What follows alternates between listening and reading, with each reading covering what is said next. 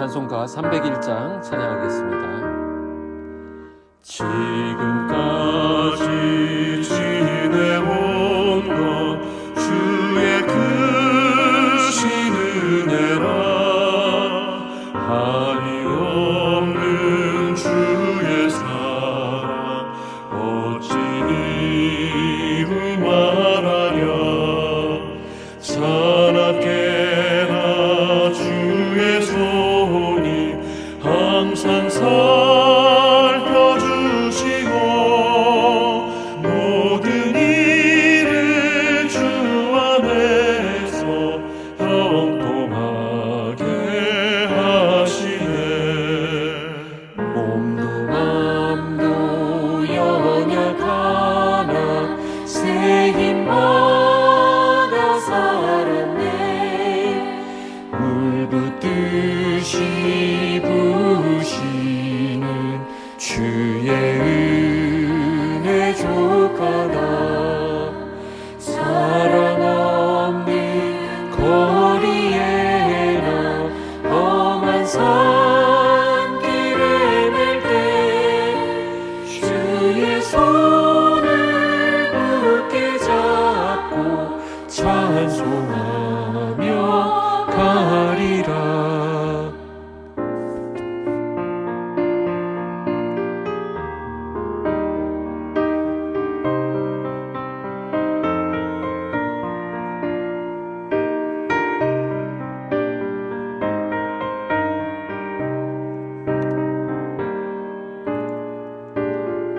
삼절 하겠습니다. 주님 다시 배올 날이 날로 날로 다가와.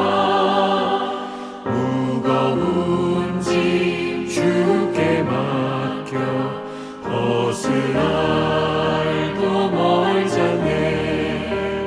나를 위해 예비하신 고향집에 돌아가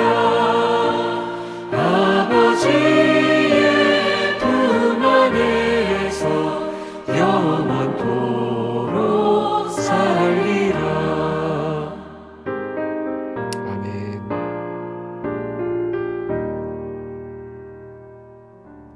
누가복음 3장 1절에서 6절 말씀입니다. 디베르 황제가 통치한 지 15해 곧 본디오 빌라도가 유대의 총독으로, 헤롯이 갈릴리의 분봉왕으로, 그 동생 빌립이 이두레와 드라고니 지방의 분봉왕으로, 루사니아가 아빌레네의 분봉왕으로, 안나스와 가야바가 대제사장으로 있을 때에 하나님의 말씀이 빈 들에서 사가랴의 아들 요한에게 임한지라. 요한이 요단강 북은 각 처에 와서 죄 사함을 받게 하는 회개의 세례를 전파하니, 선지자 이사야의 책에 쓴 바 광야에서 외치는 자의 소리가 있어 이르되 너희는 주의 길을 준비하라. 그의 오실 길을 곧게 하라. 모든 골짜기가 메워지고 모든 산과 작은 산이 낮아지고 굽은 것이 곧아지고 험한 길이 평탄하여질 것이요 모든 육체가 하나님의 구원하심을 보리라 함과 같으니라. 아멘. 오늘 본문은 제사장 사가랴가 그의 아들 요한에 대해 예언했던 내용이 그대로 실현되는 것을 설명하고 있습니다. 회개의 세례를 전파하는 3절, 이 3절이 중심이 되겠는데, 이 3절을 중심으로 1, 2절에서는 요한이 선지자로 등장했을 때의 정치 사회적인 그 분위기를 배경으로 설명하고 있고요. 4절부터 6절에서는 그 세례 요한의 사역이 예언의 성취라고 하는 그런 측면에서 설명이 되고 있습니다. 1절에 보시면 디베르 황제가 통치한 지 15해 곧 본디오 빌라도가 유대의 총독으로, 헤롯이 갈릴리의 분봉왕으로 하면서 쭉 나오죠. 그러면서 2절에는 안나스와 가야바가 대제사장으로 있을 때 이렇게 말하고 있습니다. 지금 시대 상황을 설명하고 있는데, 누가복음 2장에 보면 천하의 호적하라고 명령을 내렸던 왕이 아구스도인데, 그 아구스도의 뒤를 이어서 로마의 황제가 된 사람이 티베리우스, 오늘 본문의 디베르 황제입니다. 로마 황제 디베료가 통치한 지 15년이 지났을 때 유대와 사마리아 지역과 그 인근 지역은 로마에서 파견한 총독 혹은 로마에 의해서 허락된 왕에 의해서 통치되고 있었습니다. 누가는 이런 역사적 배경을 밝힘으로써 세례 요한이 역사적인 인물이었음을 강조하고 있는 것입니다. 근데 이상한 것은 대제사장이 안나스와 가야바라는 것입니다. 구약 성경에 배경 지식이 있는 분들은 이것이 참 이상하게 여겨질 수밖에 없는데요. 왜냐하면 대제사장은 한 명이어야 하기 때문입니다. 전임 대제사장이 죽으면 그 아들이 뒤를 이어서 대제사장이 됩니다. 그런데 여기에 대제사장이 둘이다 이렇게 말하는데 요한복음에 의하면 가야바는 안나스의 사위가 됩니다. 그러니까 사위 장인 관계가 되겠는데 이것은 비극적인 역사에 의한 것입니다. 하스모니안 왕조 마카비 시대라고 하는데 그때 왕이 대제사장을 겸했던 때가 있었습니다. 그 후로 하스모니안 왕조가 로마에 의해서 망하게 되는데 그 지역을 다스리게 된 헤롯이 자기가 직접 대제사장을 임명해 버립니다. 그러니까 이쪽 계통적인 그 대제사장이 있고 임명한 대제사장이 있게 되는 것이죠. 이런 혼란스러운 시기를 겪다 보니 성경이 규정하는 대로 대제사장이 세워지지 않고 결국 이런 복수의 대제사장들이 생기게 되었습니다. 이건 무엇을 의미합니까? 유대인 사회가 정치적으로는 철저히 속박되어 있었고 종교적으로는 어처구니가 없을 정도로 타락한 상태에 놓여 있었다는 것입니다. 바로 이런 상황에서 세례 요한이 광야에 나타나는 것입니다. 복음이 강력하게 드러나는 계기는 바로 세상이 어두움에 드리워 있을 때입니다. 누가는 세례 요한과 예수님이 역사의 전면에 드러나는 이야기를 시작하면서 그때가 어떤 때였는지 그 세상 가운데 어떤 말씀이 역사했는지를 설명하면서 시작하고 있습니다. 오늘 본문은 요한이 있었던 장소가 빈들이라고 말합니다. 2장 뒷부분에 보시면 하나님의 말씀이 빈들에서 사가랴의 아들 요한에게 임한지라. 하나님의 말씀이 임한 장소가 성전이나 기도처서는 어떤 홀리한 장소가 아니라 빈들이었다는 것입니다. 요한이 빈들에서 훈련받았고 빈들에서 주님의 길을 준비하였고 빈들에서 그의 사역을 시작하였다라는 것입니다. 주님의 부르심을 받은 사람은 누구나 훈련 장소인 빈들을 거치는 것을 볼 수 있습니다. 이스라엘 백성이 약속의 땅으로 부르심을 받아 출애굽한 후에 광야를 거쳤던 것과 같습니다. 우리 모두도 마찬가지입니다. 저도 그렇습니다. 광야가 있고요. 빈들의 과정이 있습니다. 그 과정을 거쳐서 하나님은 그 사람을 말씀으로 훈련시키시고 준비시키셔서 하나님의 도구로 사용하시는 것입니다. 하나님께서 우리를 광야와 빈들로 인도하실 때에는 그래서 반드시 그 이유가 있기 마련입니다. 빈들의 과정을 거쳐야만 자기를 부인하고 낮아져서 하나님의 말씀 앞에 철저히 순종하게 되기 때문입니다. 이 빈들의 과정을 거친 요한이 본격적으로 주님의 길을 준비하는 사역을 하게 되었습니다. 3절을 보시죠. 요한이 요단강 부근 그 각처에 와서 죄사함을 받게 하는 회개의 세례를 전파하니. 요한은 빈들에서 사람들이 모이는 요단강으로 사역지를 이동하였습니다. 요한의 사역 중 하나는 죄사함을 얻게 하는 회개의 세례를 전파하는 것이었습니다. 세례를 전파했다는 것은 세례를 베풀었다는 것을 의미하죠. 4절 말씀 보실까요? 선지자 이사야의 책에 쓴 바 광야에서 외치는 자의 소리가 있어 이르되 너희는 주의 길을 준비하라 그의 오실 길을 곧게 하라. 모든 골짜기가 메워지고 모든 산과 작은 산이 낮아지고 굽은 것이 곧아지고 험한 길이 평탄하여질 것이요 모든 육체가 하나님의 구원하심을 보리라 함과 같으니라. 요한이 회개의 세례를 전파한 것은 과거 가브리엘 천사가 사가랴에게 요한의 출생을 예고할 때 있었던 말씀입니다. 요한이 앞으로 하는 일에 대해서 뭐라고 했습니까? 이스라엘 자손을 주 곧 그들의 하나님께로 많이 돌아오게 할 것이라 라는 이 예언의 성취입니다. 근데 이 가브리엘 천사의 예언보다 약 700여 년 전에 이사야 선지자를 통해 하신 말씀이 있는데 그 말씀이 오늘 그대로 성취되고 있는 것입니다.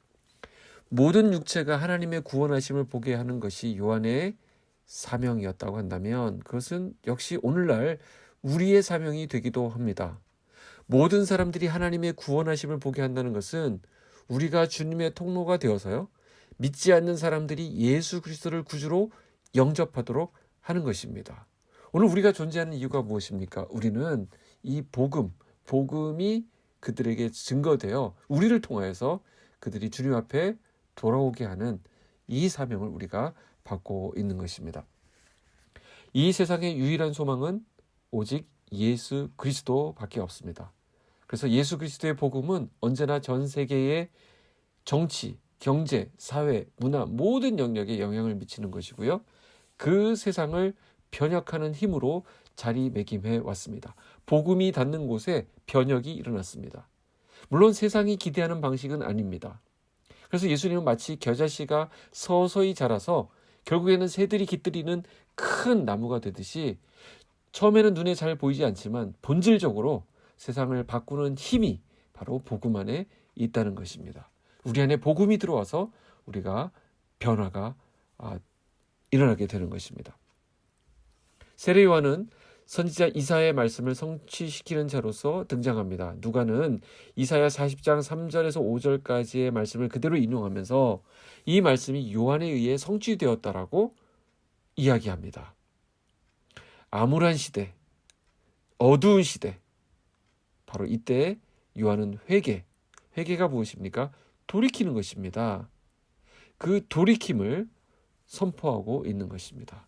그러니까 지금까지 살아오던 그런 방식이 아니라 하나님의 말씀에 근거한 삶을 새롭게 시작해야 한다는 것을 선포한 것입니다. 그리고 이것이 유대인들에게, 그 당시 많은 사람들에게 새로운 희망으로 다가올 수 있었습니다. 우리가 사는 시대는 어떻습니까? 우리가 사는 시대는 밝은 시대인가요? 많은 사람들이 암울한 시대라고 얘기합니다. 취직도 어렵고 결혼도 어렵고 출산도 어렵고, 그래서 모든 것들이 어려워진 시대에 우리 젊은이들이 살아가고 있습니다. 교회는 교회대로 어려움을 받고 있고 세상으로부터 지탄을 받고 있습니다. 굉장히 어두운 시대에 우리가 살아가고 있습니다. 그렇기 때문에 오늘 본문의 말씀, 회개의 세례를 전파했다고 하는 그 요한의 메시지를 오늘 우리가 들어야 할 거라고 생각합니다. 바로 돌이키는 것이죠. 어디로 돌아가는 것입니까? 성경이 가리치는 신앙의 본질로 돌이키는 것입니다. 요한이 전한 죄사함을 위한 회개의 세례에 대해서 우리가 묵상하길 원합니다. 요한은 회복을 위한 유일한 방법은 하나님께로 돌아오는 것이라고 선포합니다. 돌아오는 것. 우리가 오늘 하루 동안의 이 말씀을 가지고 묵상했으면 좋겠습니다. 오늘 2020년의 마지막 날을 지나가게 되는데 우리가 돌이켜야 될 것은 무엇인가라는 것입니다. 이 돌이킴에는 목적이 있습니다. 누가복음에서 주의 길을 준비하고 그의 오심을 곧게 하는 것이 바로 회개이며 그 회개의 표시로 세례를 받는다라고 말하고 있습니다. 모든 육체가 하나님의 구원을 보는 일은 예수님을 영접하는 자마다 구원을 경험하는 것으로 실현됩니다. 그 길을 곧게 하고 주님의 오심을 우리가 준비한다라는 측면에서 우리가 돌이킴을 다시 한번 생각해 볼 수 있습니다. 우리가 돌이키는 것은 주님이 나를 다스릴 수 있도록 돌아가는 것입니다. 나 중심적으로 나를 중심으로 해서 돌아가던 모든 가치관과 세계관과 모든 결정들을 그분께 맡기고 주님이 내 안에서 주인 되실 수 있도록 주님의 길을 예비하는 것, 그것이 우리가 진정으로 돌이키는 것입니다. 광야로 오시는 주님, 곧 그 예수님께 돌이켜 그의 말씀을 영접하는 자마다 이사야 40장에서 예고한 그 구원을 보게 될 것입니다. 주의 길을 준비하는 것의 핵심은 겸손한 태도를 취하는 것입니다. 모든 산과 작은 산이 낮아져야 한다라고 말합니다. 이것은 겸손을 의미합니다. 이 겸손을 통해 내가 닦아놓은 그 길로 우리 주님이 마음껏 다니실 수 있도록 주님의 길을 예비하는 우리 오늘 하루가 되었으면 좋겠습니다. 그렇게 2020년을 마무리했으면 좋겠습니다. 기도하겠습니다. 사랑의 하나님, 한 해를 지켜주셔서 감사합니다. 우리 안에 높아져 있는 부분, 굽어 있는 부분, 그런 모든 온전치 못한 부분들이 평탄해지고 낮아지고 겸손하게 주님의 일하심을, 주님의 역사하심을 기대하게 하는 그런 도구로 쓰임받게 하여 주시옵소서. 그렇게 2020년을 마무리합니다. 하나님 영광 받으시고 2021년 더욱 멋진 모습으로, 더욱 아름다운 모습으로, 겸손한 모습으로 주님을 드러내는 우리들의 삶이 되게 하여 주시옵소서. 예수님의 이름으로 기도하옵나이다. 아멘.